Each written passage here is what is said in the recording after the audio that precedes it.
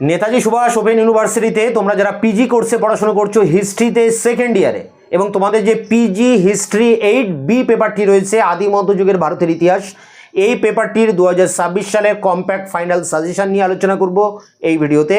এখানে সাজেশনের অনেক প্রশ্নের উত্তর আমি চ্যানেলে আপলোড করে দিয়েছি, ভিডিও ডেসক্রিপশন বক্সে তার লিঙ্ক দেওয়া আছে। তোমাদের বাদবাকি অন্যান্য যে সমস্ত পেপারগুলো আছে 5, 6, 7A, 7B, 8A এই সমস্ত পেপারগুলিরও ফাইনাল সাজেশন চ্যানেলে আপলোড করে দিয়েছি। সমস্ত কিছুর লিঙ্ক আছে এই ভিডিওর ডেসক্রিপশন বক্সে। তা আমরা এখন অন স্ক্রিনে দেখে নেব পিজি হিস্ট্রি 8B পেপারটির 2026-এর ফাইনাল সাজেশনটা কী আছে।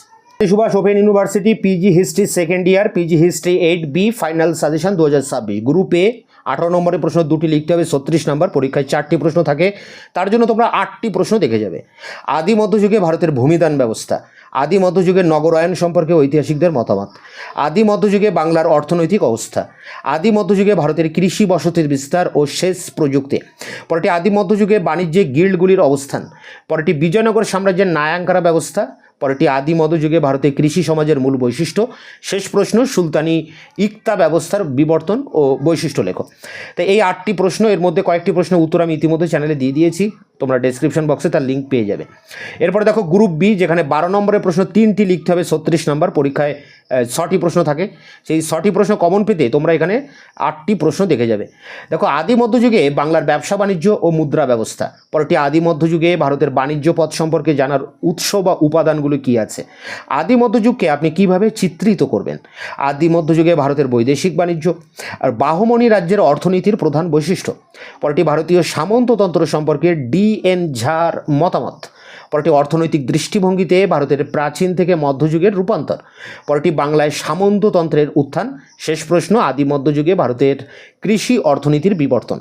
তা এই সমস্ত প্রশ্নগুলোর মধ্যেই তোমরা সব প্রশ্ন কমন পেয়ে যাবে।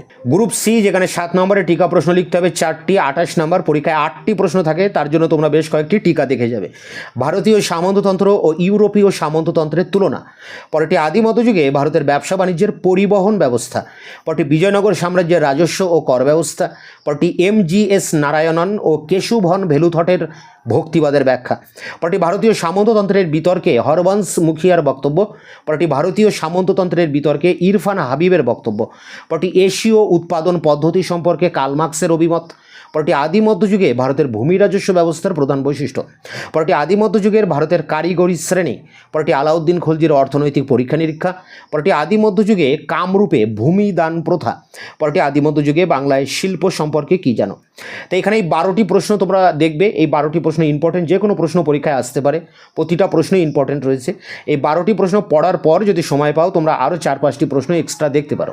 দেখো সেই প্রশ্নগুলো বলছি। বেগার শ্রম ও আদি মধ্যযুগীয় ভারতীয় অর্থনীতির সম্পর্ক, পরটি আদি মধ্যযুগে ভারতের রাজসভার সংস্কৃতি, পরটি আদি মধ্যযুগের ভারতের ধারণা সম্পর্কে BD চট্টোপাধ্যায়ের বক্তব্য, পরটি চোলদের বাণিজ্য নীতি, এবং শেষ প্রশ্ন সুলতানি অর্থনীতিতে বলবনের কি ভূমিকা ছিল।